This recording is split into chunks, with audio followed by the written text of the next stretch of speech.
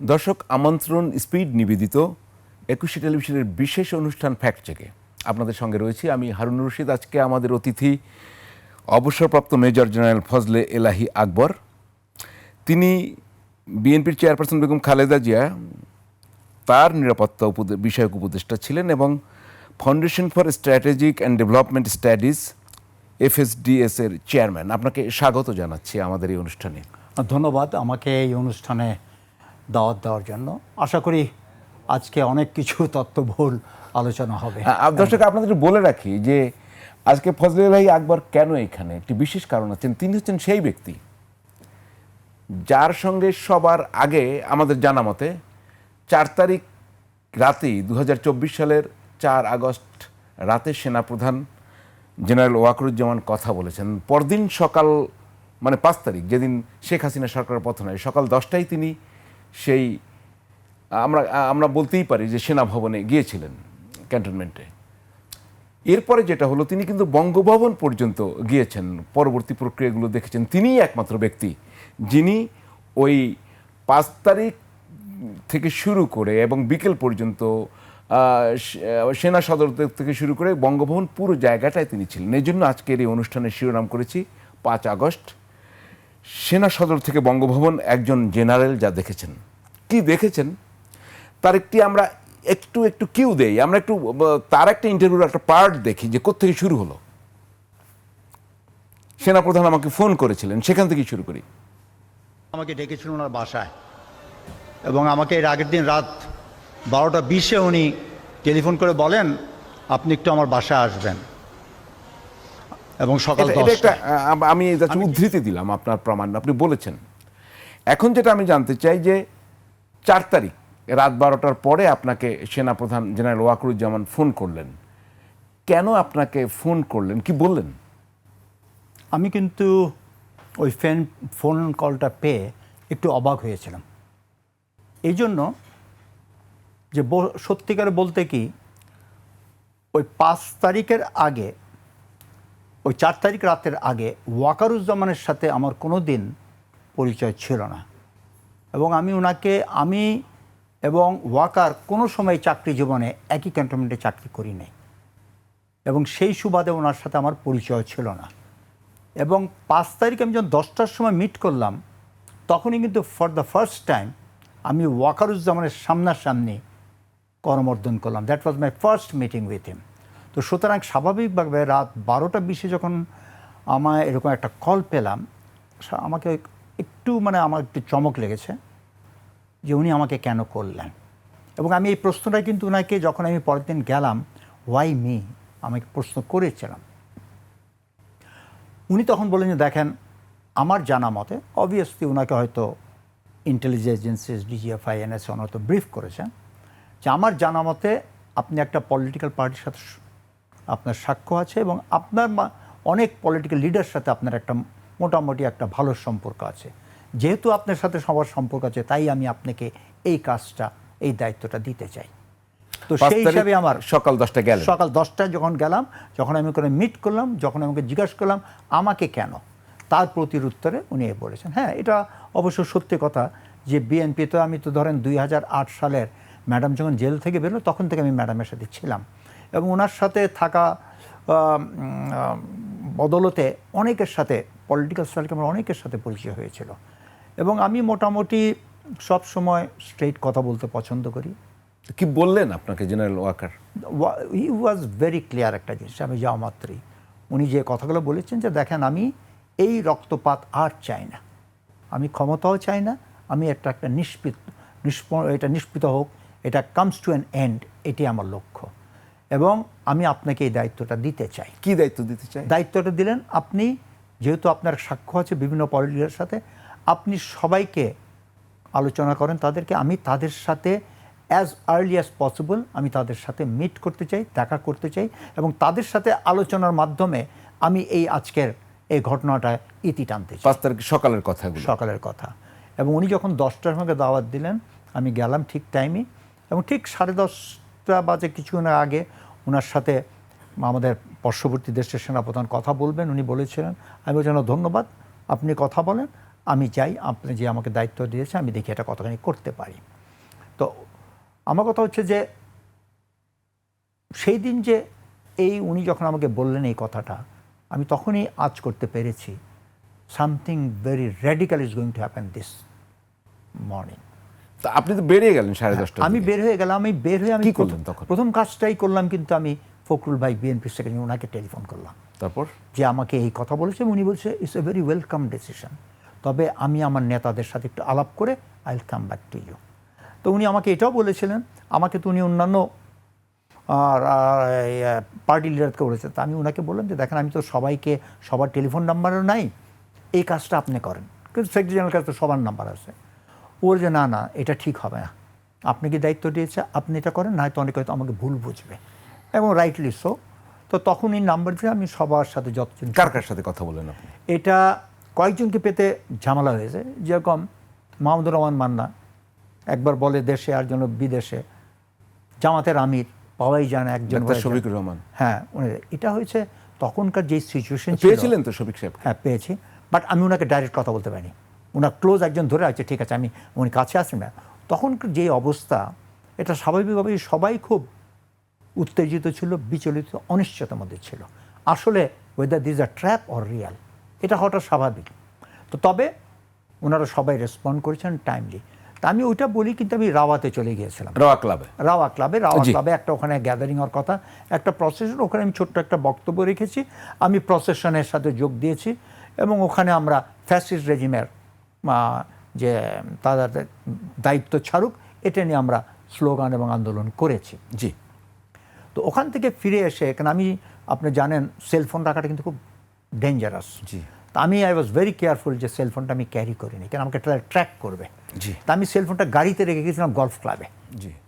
তো ফিরে এসে দিকে এক গাদা কল, এবং সেই কলে একটা জিনিসই ছিল, যেই আমি রিং ব্যাক করলাম যে আপনাকে যে একটা দায়িত্ব দেওয়া হলো, ওনার পার্সোনাল স্টাফ অফিসে আপনাকে যে একটা দায়িত্ব, মানে সেনাপ্রধানের পার্সোনাল স্টাফ, যে এইটা কি আপনি কোনাদের সাথে যোগাযোগ করতে পেরেছেন? সেনাপ্রধান ওনাদের সাথে কথা বলতে চাচ্ছে ইমিডিয়েটলি। জি। তা এবং এটাও বললো যে ওনাদেরকে যদি পারেন সবাইকে বলেন সেনাপ্রধানের অফিসে চলে আসতে। জি।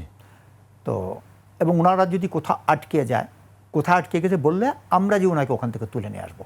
তা আমি এই মুহূর্তে সবাইকে জানালাম, এবং সবাই। আপনাকে মনে পড়ে আপনি কতজনকে সেনা সদর দপ্তরে যেতে বললেন, মোটামুটি যদি নামগুলো বলতে পারেন? মেইন যেগুলো পার্টি যেগুলো আছে, বড় বড় ছোট ছোট যেগুলো ইসলামী ছোটখাটো পার্টি ছিল, ওইটা কিন্তু আমি বলিনি। ওটা প্রবাবলি আমার যেটা মনে হয় ওগুলা ডিজিএফআই করেছে।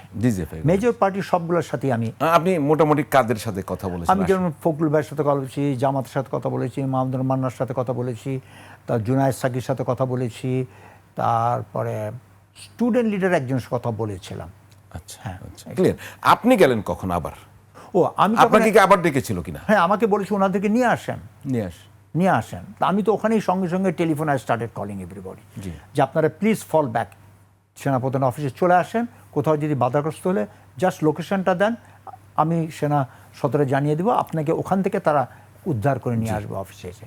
তো যখন অফিসে গেলাম, অলরেডি বাই দেন আমি তারপর একটু বাসায় যেয়ে তাড়াতাড়ি কাপড়টা বদলে, কেন একটা মিটিংয়ে ছিলাম, নামাজটা পড়ি আমি চলে আসলাম। কয়টা দিয়ে গেলেন আবার সেনা সদর? আমি বাই 1:30 I was there। 1:30 গিয়ে কি দেখলেন? গিয়ে দেখলাম ওখানে অলরেডি জামাতের আমির ছিল না, জাতীয় পার্টির আনিস ভাই আর GM কাদের অলরেডি ছিল, ইসলামিক পার্টির কয়েকজন ছিল, ফখরুল ভাই আর আমি যাওয়া মাত্রই মির্জা আব্বাস ওনারা আসলেন।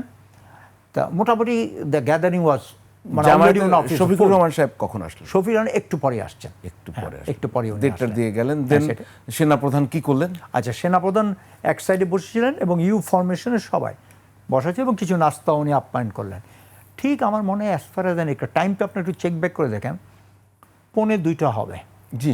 যখন উনি বললেন আমি এইমাত্র খবর পেয়েছি আমাদের প্রধানমন্ত্রী দেশ ছেড়ে চলে গেছে, তার মানে উনি খবরটা রিসিভ করি উনি সবাইকে এটা জানালেন, এবং এটাও বললেন যে আমাদের এই মুহূর্তে আপনাদের সবার সহযোগিতা কাম্য, আমাদের একটা সরকার গঠন করতে হবে, এবং এ নিয়ে আমাদের আপনাদের সবার সাথে আলোচনা করে এটা করব। এই বলে উনি বললেন আমি একটু অফিসের বাইরে যাচ্ছি, এবং জাতিকে, দেশকে, সবাইকে অবহিত করার জন্য বর্তমান পরিস্থিতি। এবং বাকি দুই সেনা নেভি চিফ, এয়ার চিফও সাথে ছিলেন, ওনারাও কিন্তু ইউনিফর্মে রয়েছেন। তো ওনারা তিনজনই বের হয়ে, আপনারা সেটা টিভিতে দেখেছেন, যে he made the announcement that the prime minister is no more. এইটা বলার পরে উনি আবার রুমে ফেরত আসলেন। ফেরত এসে বললেন যে দেখেন, উনি চলে গেছেন, আমাকে এখন মহামান্য রাষ্ট্রপতির কাছে যেতে হবে এবং ওনার সাথে আলোচনা করে পরবর্তী একটা সরকার গঠনের প্রক্রিয়া শুরু করতে হবে। এবং এই সাথে উনি এটাও আবেদন করলেন, আপনারা আমার সাথে গেলে জিনিসটা খুব ভালো হয়। আমি তাহলে আমি ওই পার্টে যাব, তার আগে আরেকটু যে আপনি তো পলিটিক্যাল লিডারদের নাম বললেন, এছাড়া নন পলিটিক্যাল কেউ ছিল না? ডক্টর আসিফ নজরুল ছিলেন, উনি তো মোরালেস হি ওয়াজ দেয়ার এবং উনি ওই অফিসে দাঁড়িয়েই একটা আবার কিন্তু স্ট্যাটাস দিলেন, লাইভ স্ট্যাটাস। জি, আমাদের সামনেই স্ট্যাটাস দিয়েছিলেন, এই মুহূর্তে আমরা একটা বড় কিছু ঘটতে যাচ্ছে এবং আশা করি কিছুক্ষণের মধ্যে আমরা সবাই খবর পাওয়া। আরেকটি বিষয়, কোনো স্টুডেন্ট লিডার বা সমন্বয়ক বা যারা আন্দোলন হয়েছে তারা কেউ কি ওখানে নো, কি- ওই চিফের অফিসে নো স্টুডেন্ট লিডার ওয়াজ দেয়ার। এবং শুধু সেখানে নয়, আমরা যখন বঙ্গভবনে পরে গেলাম, যখন রাষ্ট্রপতির সাথে আমরা যখন আলোচনা করছিলাম, তখনই কিন্তু কোনো স্টুডেন্ট লিডার ছিল না। শেষের দিকে দুজন স্টুডেন্ট লিডার আসলো, যাদেরকে আসিফ নজরুল বলেছে। কারণ আমি যেখানে বসছি আমার পাশে এক সাইডে ছিল মানে চরমনাই, বঙ্গভবনের কথা বলছেন? বঙ্গভবনে, তারপর আসিফ নজরুল, তারপর জুনায়েদ, এবং তখনই বললেন যে আমরা স্টুডেন্টদেরকে আসতে বলেছি।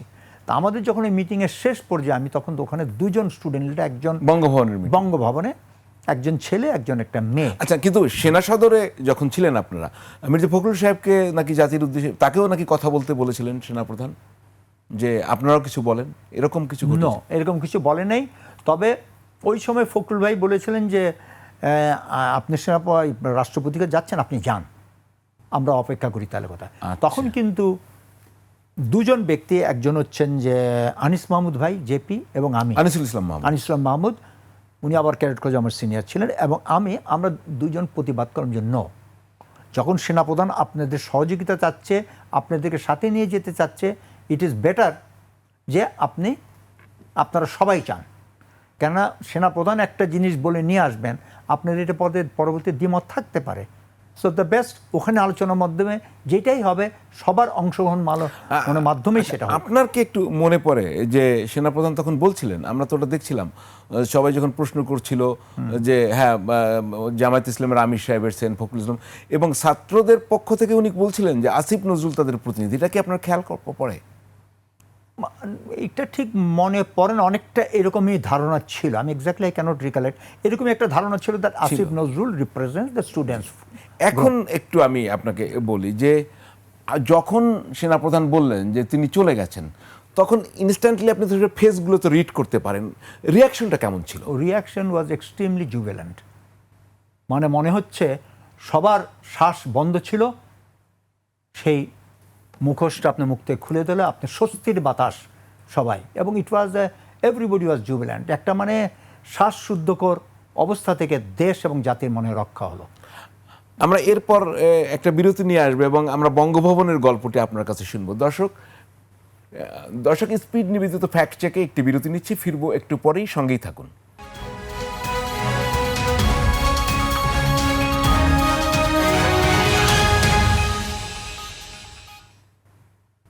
দর্শক, ফিরে এলাম স্পিড নিবেদিত ফ্যাক্ট চেক নিয়ে। আপনাদের সঙ্গে আছি হারুন রশিদ, আর আজকে আমাদের অতিথি, আবারও তাকে পরিচয় করে দিয়ে, অবসরপ্রাপ্ত মেজর জেনারেল ফজলে এলাহি আকবর। আপনাকে আবারও স্বাগত জানাচ্ছি। আপনি বিরতির আগে বলছিলেন যে আপনি যখন সেনা সদর দপ্তরে ছিলেন, তখন যখন চলে আসেন সকাল 10:30টার দিকে, 5 আগস্ট 2024, তখন সেনাপ্রধান বলছিলেন আপনাকে যে ভারতীয় সেনাপ্রধান ফোন করবে, আপনাকে থাকতেও বলেছিলেন, আপনি থাকেননি, চলে এসছেন। আপনি একটু দেখি সেটা কি অবস্থা।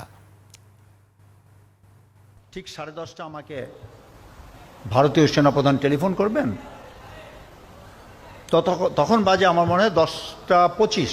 আমি ঘড়িটা থেকে বললাম তাহলে তো আমার চলে যেতে হয়। উনি বললেন না, আপনি বসেন, আপনি শুনেন। জি, আপনি কিন্তু থাকেননি, আমি যতদূর জানি, এবং আপনি চলে এসেছেন। আমার যে প্রশ্ন আপনার কাছে, এটার প্রেক্ষিতে যে ওই মুহূর্তে ভারতীয় সেনাপ্রধানের ফোনের কি মিনিং থাকে, এটাই আমি প্রথম জানতে চাই আপনার কাছে। আপনি তো শোনেননি কি কথা, কিন্তু আপনি তো একজন সামরিক বাহিনীর একজন অফিসার, এবং আপনি ওই সময় ভারতীয় সেনাপ্রধানের ফোনের কি মিনিং থাকতে পারে? এটা আমার কাছে কিন্তু কোয়াইট ক্লিয়ার ছিল তখন, যে একটা আলোচনা হচ্ছে, যে আলোচনার মধ্যে এই বর্তমান পরিস্থিতিটাকে কিভাবে সামাল দেওয়া যায়, এই বিষয়ে যে একটা আলোচনা হচ্ছে, এর ব্যাপারে আমার কোনো সন্দেহ ছিল না। এবং ওই লেভেলে যখন ডিসকাশন হয়, তো ডেফিনেটলি এটা পলিসিগত এবং এক্সিকিউটিভ ডিসিশন হবে, এমনি আলাপচারিতা নয়। এবং আমি পরবর্তীতে যখন আমার একটা ইনফরমেশন ছিল, যেটা আমি পরে জানতে পেরেছি, এবং যখন আমি মিলিয়ে দেখলাম যে 10:30টায় সেনাপ্রধানের, ভারতীয় সেনাপ্রধানের সাথে কথা বলার পরেই কিন্তু 3 বাহিনী প্রধান গণভবনে গিয়েছিলেন। তার মানে তখনই ডিসিশনটা ফাইনাল হয়ে গেল যে ওনাকে পাঠিয়ে দিতে হবে। এবং দ্যাট কোঅর্ডিনেশন মনে হয় ওখানেই, আমি আন্দাজ করে বলছি, হয়তো আমি ভুলও হতে পারে, আমার ধারণা সেখানেই ডিসিশন নেওয়া হয়েছে। এবং তার পরবর্তীতেই কিন্তু আমরা জানি 11টা 3 বাহিনী প্রধান গণভবনে গিয়েছিলেন, এবং তখন ওনারাই অনুরোধ করেছেন যে আপনাকে যেতে হবে, you have 40 minutes in hand. তারপরে কি কথা হয়েছে, আমরা এটা অনেক কথা শুনেছি। এবং আমরা পরবর্তীতে যখন আমরা রিসেন্টলি ইন্ডিয়ান ফরেন মিনিস্টার যখন তাদের পার্লামেন্টে বলল, the request went from Bangladesh government, যে Sheikh Hasina she wants to have a safe refuge in India. তো এই দুটো যেন আমরা একসাথে করি, তখন বুঝতে পারি যে একটা, তারা ভারত কিন্তু আমাদের ঘটনাগুলো নিবিড়ভাবে পর্যবেক্ষণ করছিলেন এবং ঘটনা প্রবাহ দেখছিলেন, এবং যখন তারা বুঝতে পারলেন যে it is no more possible to sustain the government of Sheikh Hasina, তখনই কিন্তু এই ডিসিশনটা নেওয়া হয়েছে যে ওনাকে নিরাপদে এখানে পাঠিয়ে দেওয়া হোক। এবং যেহেতু এখন যেটা বুঝতে পারছি, আমাদের তদানীন্তন প্রধানমন্ত্রীর কিন্তু ইচ্ছা ছিল এ সেফ এক্সিট। এবং আপনারা যদি আরেকটু খেয়াল করে দেখেন, এই ঘটনার 2-3 দিন আগে আমরা দেখেছি ওনার পরিবার এবং নিকটাত্মীয় সবাই কিন্তু একে একে চলে গেছে। So that was another indication that time was coming to an end. তো এখানে আমরা একটা জিনিস ভুলে যাই, যেটা আমরা অনেকে পর্যবেক্ষণ করি না, লক্ষ্য করি না, সেটা হচ্ছে পৃথিবীতে যেখানেই একটা ফ্যাসিস্ট রেজিমের বিরুদ্ধে আন্দোলন হয়েছে, সেই আন্দোলন যতক্ষণ পর্যন্ত এটা প্যারামিলিটারি ফোর্স, পুলিশ ফোর্স দিয়ে কন্ট্রোল করেছে, ততক্ষণ পর্যন্ত কন্ট্রোল করা সম্ভব হয়েছে। যখনই মিলিটারিকে নামা হয়েছে, তখনই কিন্তু things go out of hand. কেননা সামরিক বাহিনীর ট্রেনিং এবং তাদের অস্তিত্ব এবং তার যে সব কিছু, তাদের ভালোবাসা, দেশের প্রতি তাদের নিয়োগ এবং ত্যাগ, সব কিছু কিন্তু ডিপেন্ড করে জনগণের ভালোবাসা এবং আস্থার উপরেই। তো তখন সেই জনগণকে যখন বলা হবে তাকে গুলি করে মারো, সেনাবাহিনী, সব দেশের সেনাবাহিনী এটাতে কিন্তু হেজিটেট করবে। একটা বিষয় আপনার কথা যদি আমি রিড করতে পারি, তাহলে যেটা হচ্ছে যে শেখ হাসিনাকে ভারতে পাঠিয়ে দেওয়া, এটা পুরো প্ল্যান্ড জিনিস, মানে এটা হঠাৎ করে কোনো বিষয় না। ডেফিনেটলি নট, কারণ এটা শুধু তো খালি একটা ফ্লাইট, তারপর আপনি দেখেন, চিন্তা করেন, ট্রান্সপন্ডার বন্ধ করে দিয়ে চাওয়া, তারপরে কোথায় নামবে, কোথায় রিফিল করবে, সব ঠিকঠাক হয়েছে, এবং পাইলট কারা যাবে, সব কিছু তো বাংলাদেশি পাইলটরাই তো গিয়েছে। হ্যাঁ, বাংলাদেশি পাইলটরাই গিয়েছে, কিন্তু এটা তো একজন ইন্টারন্যাশনাল একটা ফ্লাইট, ক্রস বর্ডার, এগুলো তো আপনার ফট করে আপনি প্লেন নিয়ে আপনি গেলে যেতে পারবেন না আপনি, একটা তাও আবার মিলিটারি এয়ারক্রাফট। তো ওখান থেকে ক্লিয়ারেন্স ইজ আ মাস্ট, কোথায় নামবে, কখন ভাবে, কোন রুটে আসবে, এগুলো সব কিন্তু প্ল্যান্ড এবং ক্লিয়ার হওয়া থাকে। তাহলে কি এটা সেফ এক্সিট শেখ হাসিনা? এটা ডেফিনেটলি একটা সেফ এক্সিট। Safe exit. উনি যখন যদি থেকে যেতেন, তাহলে ওনারা যখন 3 বাহিনী প্রধান গেলেন, বলতেন না 40 মিনিট আপনার সময় আছে। সেই 40 মিনিটের ক্যালকুলেশন মোরলেস ওটা ডিপেন্ড করেছে যে জনগণ চারপাশ থেকে কিভাবে গণভবনের দিকে অগ্রসর হচ্ছে। তো সেনাবাহিনীর এই তাকে সেফ এক্সিটটা দেওয়ার প্রয়োজন কেন পড়লো? আমি বলবো ওই মুহূর্তে রক্তপাত, দেশের একটা রক্তপাত হোক, সেটা কোনো সেনাপ্রধান, কোনো বাহিনী প্রধান কিন্তু চাবে না। যদি সেফ এক্সিট না হতো, আশা করি সবাই অনুধাবন করবেন যে আরও অনেক কিন্তু রক্তপাত হতো। আপনারা যদি খেয়াল করেন, তদানীন্তন এলজিআরডি মন্ত্রী ওবায়দুল কাদের সাহেব বলেছিলেন, যেদিন আওয়ামী লীগের পতন হবে, সেদিন লক্ষ লক্ষ লোকের রক্তপাত হবে। সেটা তো হয় নাই।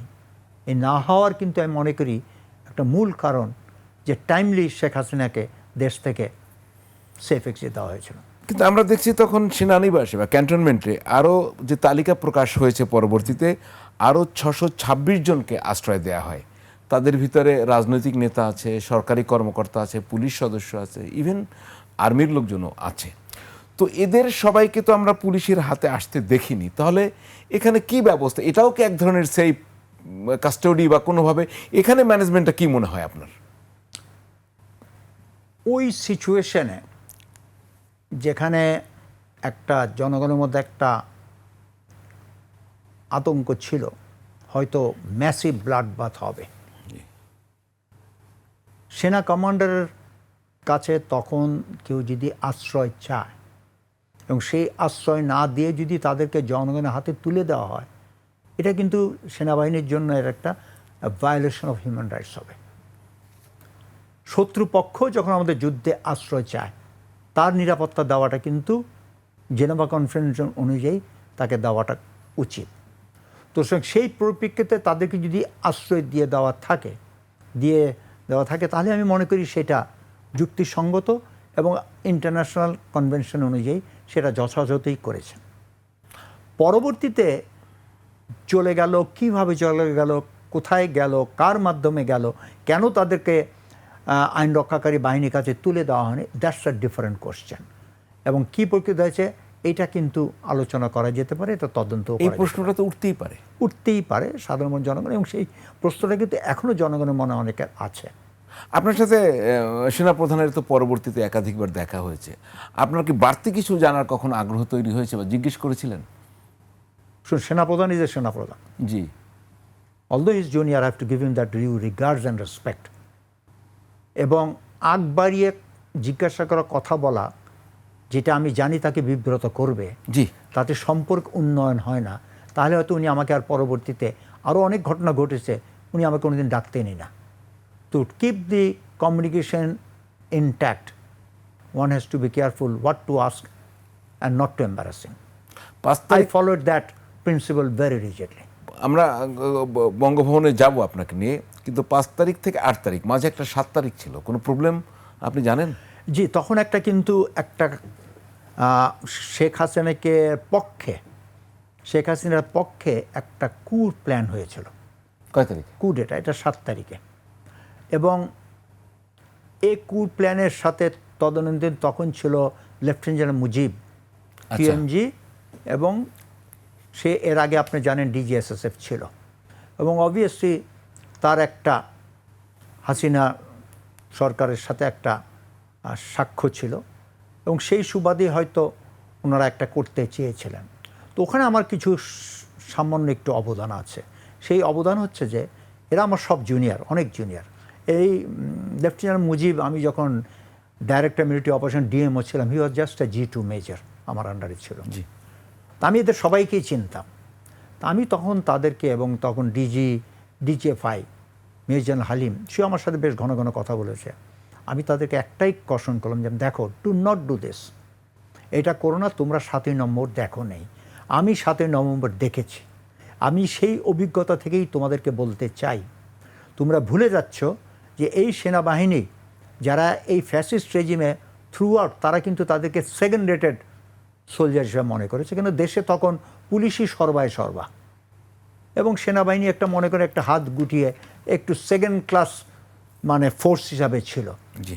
কিন্তু এই আন্দোলনের মাঝে যখন তারা রাস্তায় নামলো, আপনার যদি খেয়াল থাকে, মিরপুরে তখন স্লোগান দিয়েছিল, এই সময়ের দরকার সেনাবাহিনীর সরকার।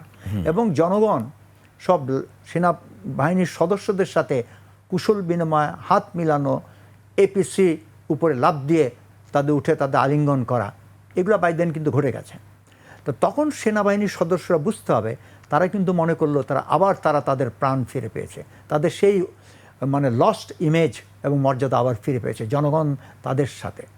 তো এইরকম একটা পরিস্থিতিতে যখন একটা সরকার বিদায় নিয়েছে, এবং এই ফ্যাসিস্ট সরকারের পতনের পর আমরা দেখেছি সব মূর্তিগুলো ভাঙা হয়েছে, বিভিন্ন জায়গায় যেখানে ফটো টাঙানো হয়েছিল সেই ফটোগুলো টেনে হিসেবে নামানো হয়েছে, সৈনিকরা যার যার ইউনিটে যে প্রীতিভোজ খেয়েছে আনন্দ উল্লাসে। এইরকম একটা পরিস্থিতির পর যদি কোনো একটা ঘটনা ঘটে যেটা জনগণ মনে করবে এটা ফ্যাসিস্ট রেজিমকে ফিরিয়ে আনা হচ্ছে, সেটা কিন্তু সৈনিকরা মেনে নেবে না। এবং এরকম একটা পরিস্থিতি যদি হয়, তাহলে 7ই নভেম্বর যারা দেখেছে সিপাহী জনতার আবার আন্দোলন হবে এবং এখানে অনেক অফিসার মারা যাবে। তা আমি এদেরকে বলেছিলাম যে দেখো, তোমরা এখনও জীবিত আছো, ডু নট ডু সামথিং যেটা যেন তোমাদের জান দিতে পারে তোমাদেরই সৈনিকের আন্ডারে। এবং এই কথাটা খুব কাজে লেগেছিল এবং তার জন্য এটা আর বেশি আগায়নি। জি, আমরা আরও শুনবো। আরেকটা বিষয় আপনাকে একটু বলে রাখতে চাই, সেটি হচ্ছে যে ডক্টর আসিফ নজরুল, তার রোলটা কী ছিল সেনা সদরে, এবং আমরা সেখান থেকে যাব বঙ্গভবনে।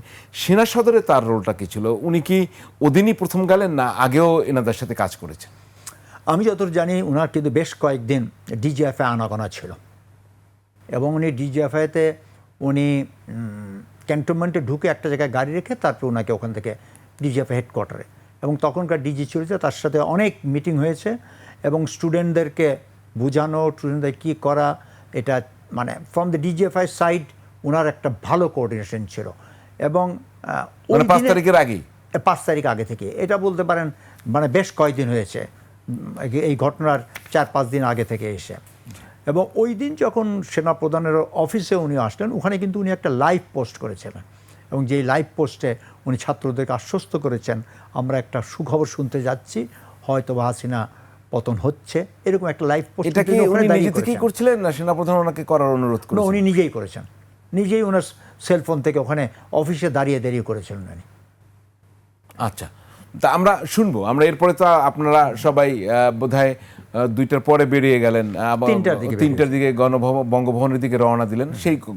সেই ঘটনা আমরা শুনবো। দর্শক, ফ্যাক্ট চেকে, স্পিড নিবেদিত ফ্যাক্ট চেকে আরও একটি বিরতি নিচ্ছি, ফিরবো একটু পরেই, সঙ্গেই থাকুন।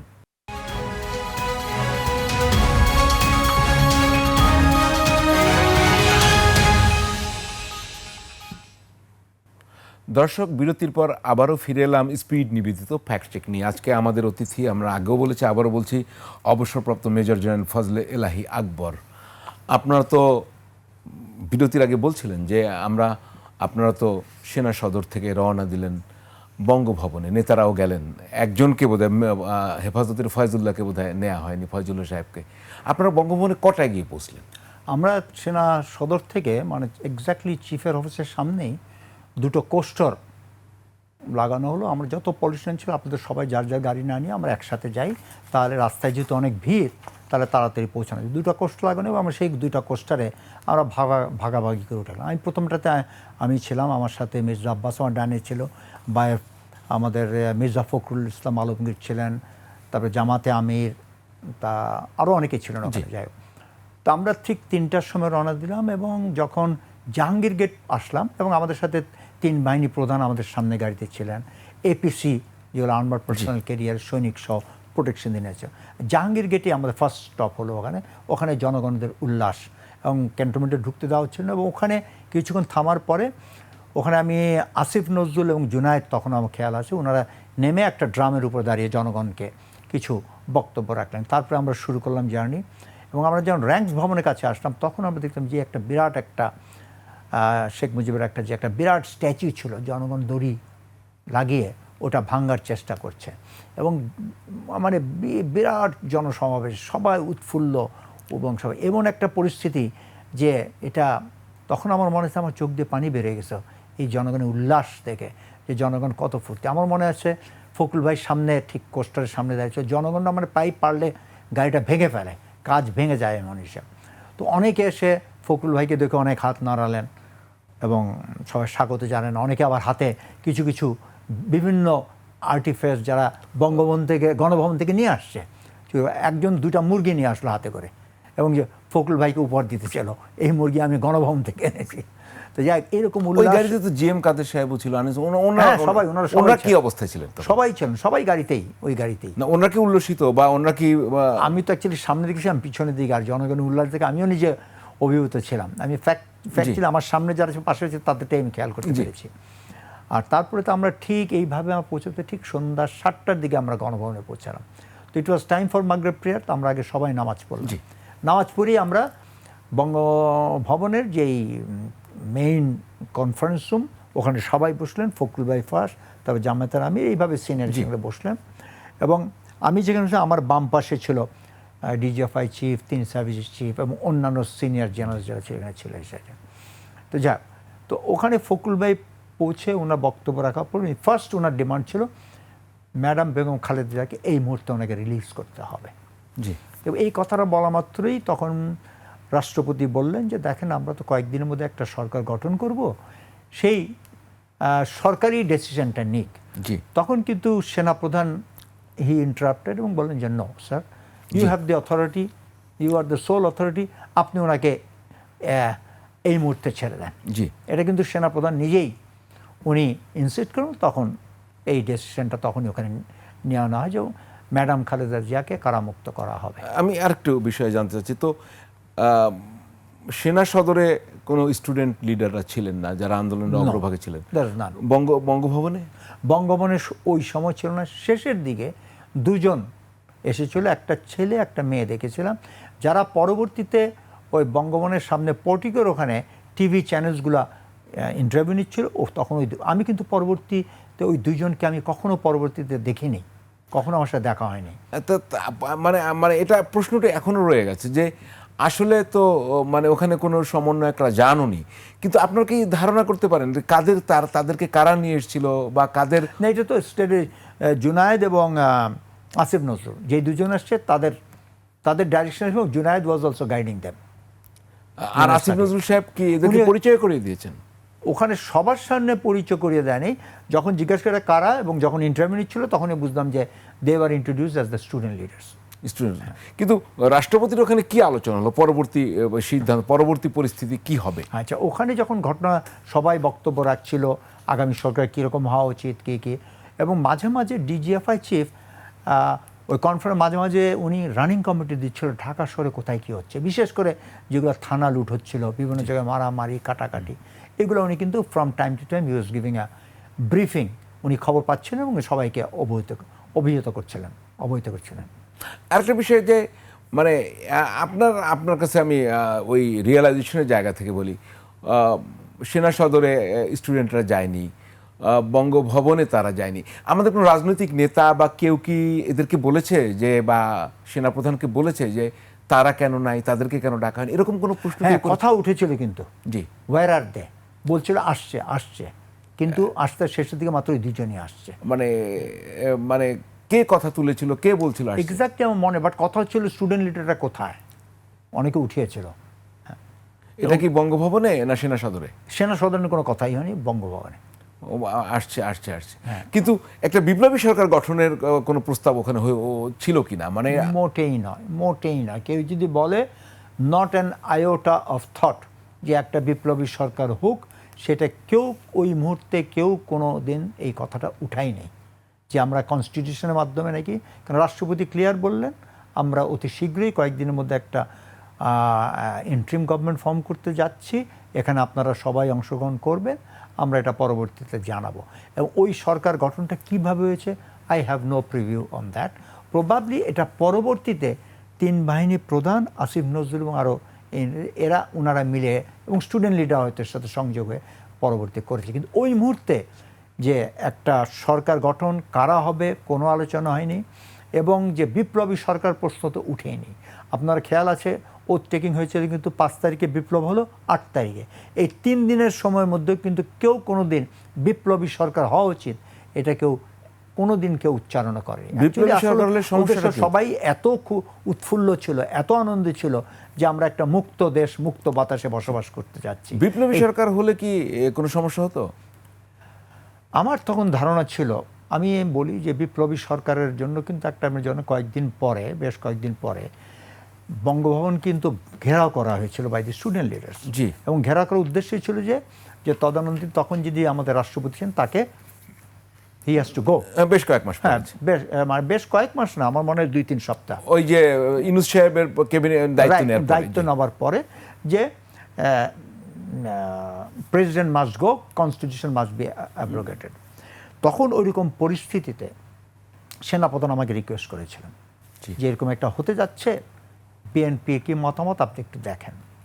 তো আমি তখন ম্যাডাম বেগম খালেদা জিয়াকে, আমাকে এই খবরটা সেনাপ্রধানের সাথে আমার আলোচনা রাত্রে সামথিং অ্যারাউন্ড 9, আর উনি তখন বিদেশে ছিলেন, বিদেশ থেকে আমাকে জানিয়েছিলেন জি, যে এরকম একটা হতে যাচ্ছে, যে যদি প্রেসিডেন্টকে সরানো হয় তাহলে ফিউচার কি হবে, নাথিং ইজ সার্টেন, ইলেকশন কবে হবে, নাথিং ইজ সার্টেন। এবং উনি বললেন আমিও থাকবো কিনা, নাথিং ইজ সার্টেন।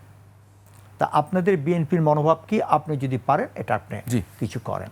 তো ওই মুহূর্তে রাত 9টা-15টার দিকে আমি খবর, আমি তখন চিন্তা করি কী করবে রাত, তখন ফখরুল ভাই কিন্তু অস্ট্রেলিয়ায় চিকিৎসাধীন ছিলেন। জি, তা আমি তখন হঠাৎ করে আমার মনে পড়লো যে why not ring up madam. তাই আমি ম্যাডামের বাসায় রিং করলাম, তোমরা বাসার লোক ধরলো, ওনাকে দিলাম, আমি যে ম্যাডাম আমার খুব জরুরি ব্যাপার, আপনার কাছে আসতেই হবে এখন। তো উনি বলে আসেন।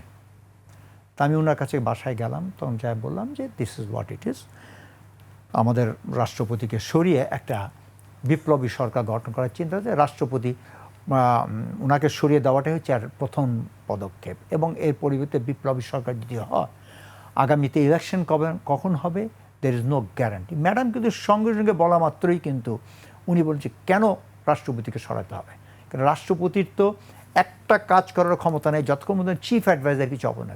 তো উনি এক্স্যাক্টলি বলেন, উনি তো খাঁচা একটা বন্ধ করা পাখি, ওনাকে কেন এই মুহূর্তে সরায়, উনি তো সরাতে গেলে কনস্টিটিউশন কে পরবর্তী সরকার গঠন করবে, একটা লট অফ আনসার্টেনিটি। উনি কিন্তু সঙ্গে সঙ্গে জিনিসটা উপলব্ধি করেছেন, এবং আমি বললাম যে তাহলে আপনি কাজ করেন। উনি তখন সালাউদ্দিন ভাইকে ডাকলেন, নির্দেশ দিলেন নো যে অসংখ্য ধন্যবাদ আপনাকে মেজর জেনারেল ফজলে লাহি আকবর। অনেক কিছু জানলাম, হয়তো বা আরও জানার ছিল, আমাদের সময় স্বল্পতা। আপনাকে অসংখ্য ধন্যবাদ আমাদের এখানে আসার জন্য। দর্শক, স্পিড নিবেদিত ফ্যাক্ট চেক আজকে এখানেই শেষ, এবং আপনারা জানেন প্রতি রবিবার রাত 10টায় এই অনুষ্ঠান সম্প্রচার হয়। আগামী রবিবার পর্যন্ত বিদায় নিচ্ছি, সে পর্যন্ত সবাই ভালো থাকবেন। শুভেচ্ছা সবাইকে, শুভরাত্রি। জি, থ্যাংক ইউ।